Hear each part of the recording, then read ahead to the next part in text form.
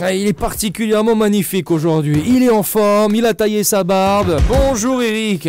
Ouais, j'ai bien taillé ma barbe. Alors en fait, non, j'y vais la tailler tout à l'heure, ma barbe. Ah bah super, tout le monde est content de la prendre. Et Donc bien c'est sûr, la barbe. écoute, vu que tu en parles, Oui, bah oui. Hein. moi je continue. Bien sûr, rentrons dans Tu le jeu. inities le truc, moi je continue. Et d'ailleurs, je vais continuer sur un autre sujet qui risque de t'intéresser. C'est un sujet en lien avec le thème société-comportement.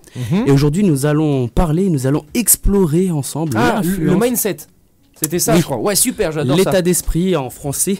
Exactement, Irvine, ça se voit que tu suis. Eh bah oui, t'as cru quoi, toi? Aujourd'hui, nous allons explorer ensemble, les amis, l'influence de la motivation sur notre apprentissage et notre mémoire. Et quand je dis motivation, j'entends mindset, état d'esprit.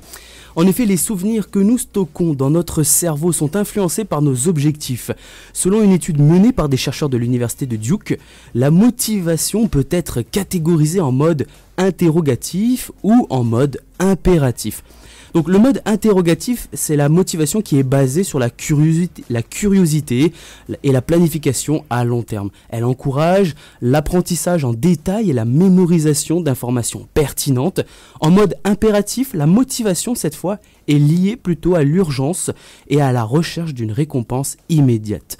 Elle peut entraîner une mémorisation plus clairsemée et centrée sur l'objectif immédiat à atteindre. Et l'étude a été menée donc à l'aide d'un jeu vidéo de braquage d'œuvres d'art. Les participants répartis en groupes curieux et urgents, donc deux groupes, un curieux, un urgent, et ont montré donc des résultats comportementaux différents. Le groupe curieux se souvenait davantage de détails des œuvres, tandis que le groupe urgent était plus efficace pour trouver les œuvres les plus précieuses. Et ces résultats suggèrent que la stratégie de motivation doit être adaptée au contexte. Pour des problèmes à court terme, une approche urgente peut être utile. Tandis que pour des solutions à long terme, la curiosité et la planification sont préférables. Il est essentiel de reconnaître les différents modes de motivation pour optimiser notre apprentissage et notre prise de décision. Alors restez curieux et motivez-vous à apprendre de nouvelles choses chaque jour. C'était notre chronique radio, à bientôt. Poids, mais cet homme-là.